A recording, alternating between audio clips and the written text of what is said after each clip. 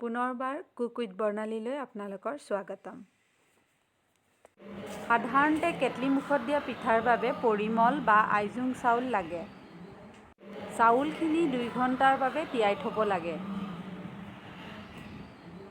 তাৰপিছত চাউলখিনি পানী যাবলৈ এইদৰে 1 ঘণ্টামান টুকি থ'ব। মিক্সিত চাউলখিনি মিহিকৈ গুড়ি কৰি ল'ব। পিঠাগুড়িখিনি ভালকৈ চালি ল'ব।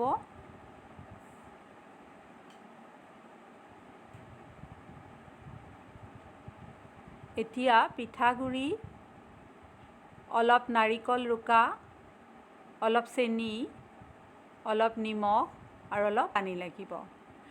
পিঠাগুড়িখিনিৰ লগত কম পৰিমাণে নাৰিকলৰ গুড়ি দিলেও কোনো কথা নাই, আৰু যদি ভাল লাগে বেছিকৈও দিব পাৰে। আৰু যদি কোনোবা নিমখীয়া খোৱা হয় তেতিয়াহ'লে নাৰিকল নিদি অকল নিমখ অলপেৰে মাৰিলেও হৈ যাব। এতিয়া আমি চেনি দিম ইয়াত।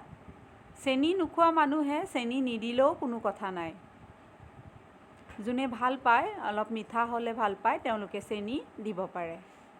আৰু নিমখটো সোৱাদৰ বেলেঞ্চ কৰিবলৈ দিয়া হয়। আমি যিকোনো পিঠাত অকণমান চেনিৰ লগত নিমখ দিওঁ যাতে সোৱাদটো মিলি যায়। আৰু গোটেইখিনি আমি লাহে লাহে হাতেৰে মিলাই ল'ম।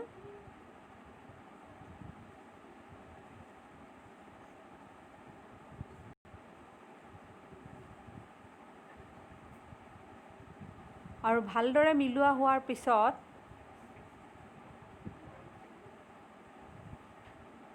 আমি তাত পানী মিলাম। পানী কিন্তু এইদৰে ছটিয়াই ছটিয়াই মিলাব লাগে, নহ'লে একেবাৰে মিলাই দিলে গোটা হৈ পৰিব। গতিকে অলপ অলপকৈ মিলাব লাগে পানী। খুব বেছিও পানীৰ প্ৰয়োজন নাই। নিজৰ আন্দাজ অনুসৰি অকণমান শুকান আৰু অকণমান কোমল হৈ থাকিব। এইদৰে হাতেৰে মোহাৰি দিলে আপোনালোকে গম পাব। 2খন হাতেৰে মোহাৰি ল'ব। আগৰ দিনত আমি চালনীৰে, চাউল চলা চালনীত চালা গৈছিলে।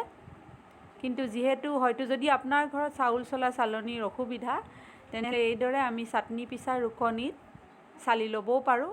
আৰু 2টা হাতেৰে যদি মাৰি লয়, নাচালিলেও হয়। যদি কেতিয়াবা পানীৰ পৰিমাণ অকণমান বেছি হোৱা হেন লাগে, তেতিয়াহ'লে আৰু কেইটামান পিঠাগুড়ি মিলাই ল'ব পাৰে, আৰু নহ'লে এইদৰে চালি ল'লেও একো অসুবিধা নহয়।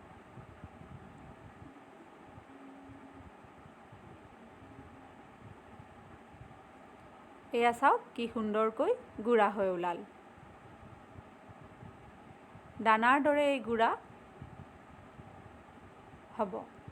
কেটলি মুখত দিয়া পিঠা বনাবলৈ কেটলি এটাত এইদৰে পানী গৰম কৰা হয়, আৰু কেটলিৰ যিখন ঢাকন থাকে তাত আমি পিঠাগুড়ি যিখিনি আমি সানি থৈছিলোঁ সেইখিনি আধাখিনি ভৰাওঁ।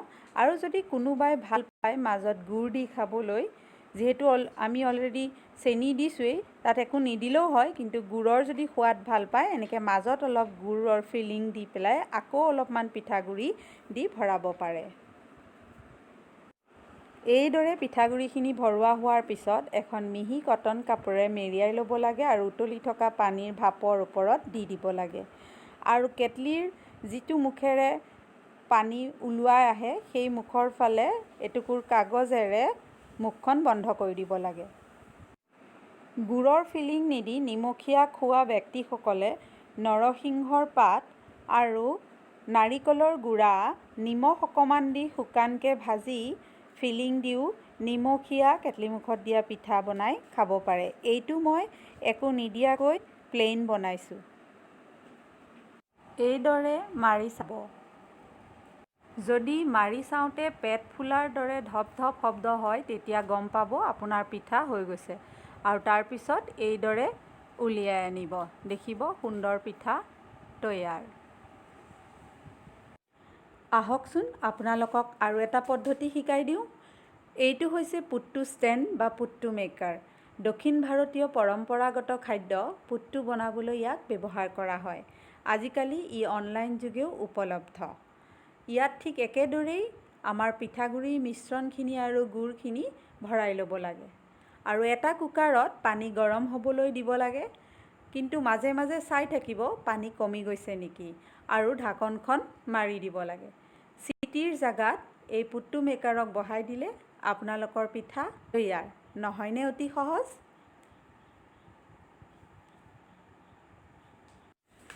ল'ৰা ছোৱালীবোৰৰ আকৰ্ষণৰ বাবে এই পিঠাত আমি বিভিন্ন ধৰণৰ ফিলিং দিব পাৰোঁ। যিদৰে মই এই পিঠাত ষ্ট্ৰবেৰী ক্ৰাছৰ ফিলিং দিছোঁ, ঠিক একে ধৰণৰ পাইনএপল ক্ৰাছ, অৰেঞ্জ ক্ৰাছ বা চকলেট ফিলিং দিব পাৰোঁ। এই ক্ৰাছসমূহ দোকানসমূহত উপলব্ধ।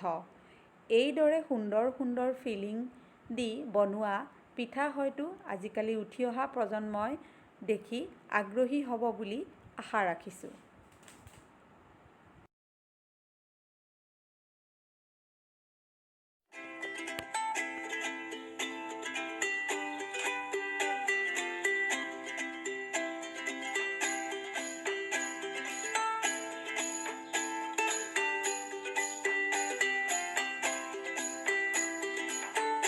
আহকচোন আপোনালোকক আৰু এটা পদ্ধতি শিকাই দিওঁ।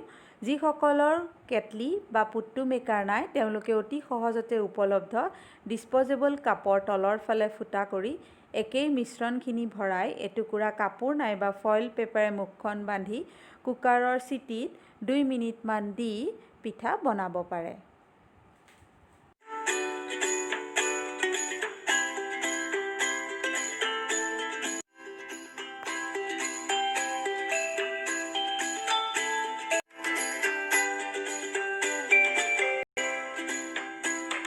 ভিডিঅ'টো চাই ভাল পালে লাইক, শ্বেয়াৰ, ছাবস্ক্ৰাইব কৰিব। ধন্যবাদ।